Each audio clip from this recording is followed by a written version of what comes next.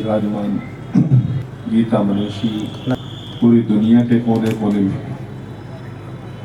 गीता ज्ञान और गीता की अमृत वर्षा, जिन्होंने बाल्यकाल से एक परम लिया, उस परम में शायद बहुत बड़ी कठिनाई थी,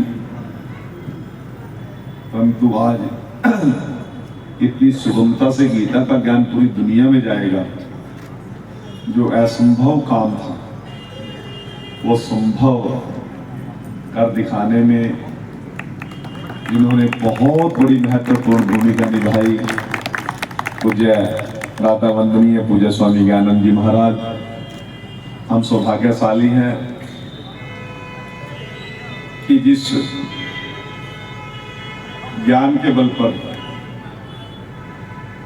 ये भारत माता दुनिया की सिरमौर थी, कहीं ना कहीं ऐसा कालखंड आया, वो ज्ञान हमारा लुप्त हुआ, परंतु आज फिर सिरमौर ज्ञान के इस भंडार के साथ पूरी दुनिया में भारत बना है। ऐसी अनुकंपा और आशीर्वाद आपके बलबूते पर हम सबको मिल रहा है और हमारा सौभाग्य है कि आज आपके सम्मुख हम सभी लोग उपस्थित हैं। ये भी हमारा सौभाग्य है कि आप इसी माटी के सपूत हो।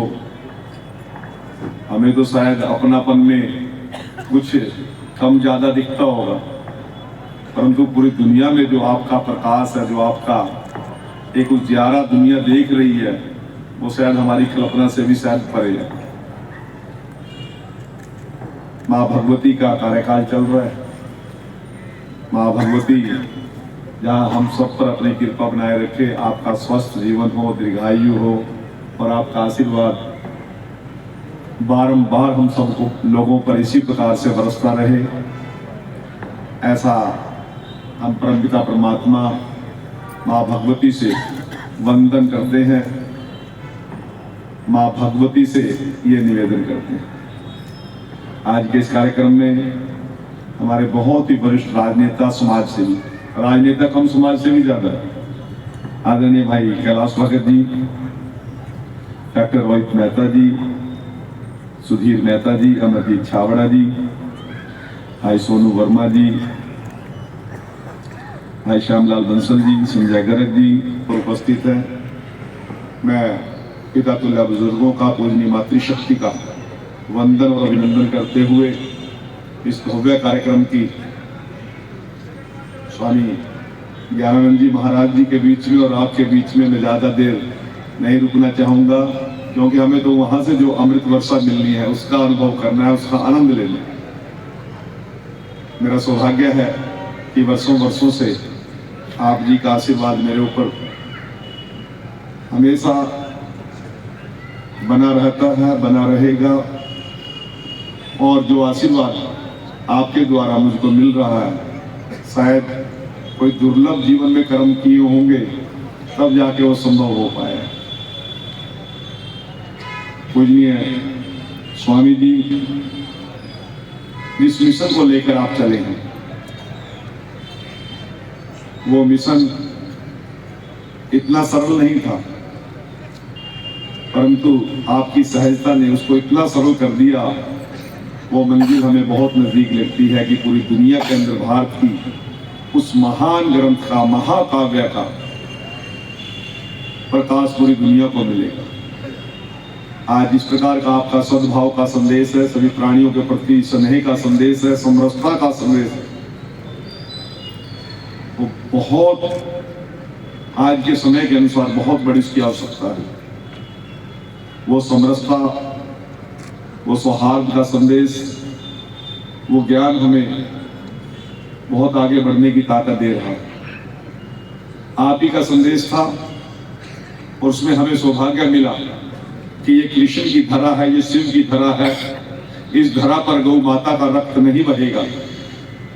2015-16 के अंदर माननीय मनोहर लाल जी के नेतृत्व में जब गौ सुरक्षा, गौ संवर्धन का सबसे सख्त कानून देश के अंदर बना, हरियाणा की विधानसभा में पास हुआ, मैं सौभाग्यशाली हूँ वो गौ माता की सुरक्षा और संवर्धन के अंदर जिस कानून का निर्माण हरियाणा की विधानसभा के अंदर हुआ, उस विधानसभा में मैं भी उस समय एक सदस्य के तौर पर, विधायक के तौर पर उपस्थित था।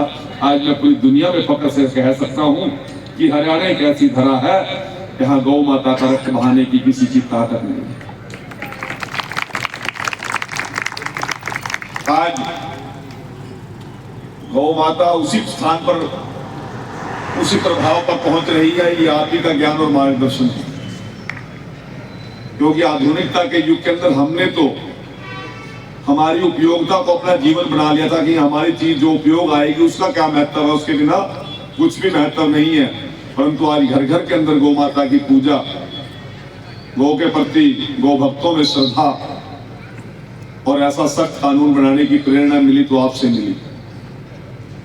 मैं आज फख्र के साथ कह सकता हूं कि हमारी सरकार आने से पहले 2 करोड़ रुपए का पूरे सभी गौशालाओं के लिए अनुदान की योजना पिछली सरकार ने चलाई थी। और आज मैं फख्र के साथ कह सकता हूं कि 575 करोड़ रुपए नायब सिंह सैनी जी की सरकार प्रत्येक गौशाला के लिए, नंदीशाला के लिए 1 साल के अंदर हम बजट दे रहे हैं। गौ माता भूखी ना रहे, प्रतिदिन 20 रुपए का उसके चारे की व्यवस्था हरियाणा सरकार करती है। नंदी भूखा ना रहे, उसके लिए 25 रुपए की प्रतिदिन की व्यवस्था हरियाणा सरकार करती है। और गौ माता का बछड़ा और बछड़ी भूखा ना रहे, उसके लिए भी प्रतिदिन 10 रुपए की डाइट हरियाणा सरकार देती है। ये आप ही की प्रेरणा है। आप जैसे महानुभाव का यदि हमें सानिध्य ना मिलता, आपसे प्रेरणा ना मिलती, शायद गौ माता के लिए हम भी इतना बड़ा काम ना कर पाते। आज पूरे गौशाला के अंदर जो भी प्रॉपर्टी का ट्रांसफरेशन होता है, अदला बदली होती है, उसके ऊपर कोई भी सरकारी फीस हमारी सरकार नहीं लेती। गौशाला के अंदर सौर ऊर्जा की जो व्यवस्थाएं हैं, उसके लिए भी बहुत बड़ा अनुदान हमारी सरकार दे रही है। गौ माता के शेड के लिए, चारे के लिए, उनके लिए और अन्य जो जरूरतें हैं, उन सभी को पूरा करने के लिए नायब सिंह सैनी जी की सरकार हमेशा तत्पर रहती है। और वो जो प्रेरणा मिलती है आपसे मिलती है। मैं बहुत ज्यादा इस अवसर पर ना कहते हुए, आपसे आशीर्वाद लेते हुए, आप सभी को आप अपना आशीर्वाद इसी प्रकार से बनाए रखें। जैसा मुझे जानकारी मिली है कि एक व्यवस्था यहाँ पर खड़ी की जा रही है,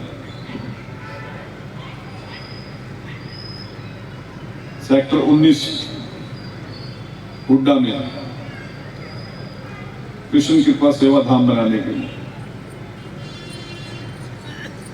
आज मैं आपके आशीर्वाद से जो मुझे जिम्मेवारी सरकार में मिली है, उसमें भी आप ही की कृपा है। 10 लाख रुपए का अनुदान मैं आप लोगों को आने वाले वित्त वर्ष में पहुंचाने का काम करूंगा।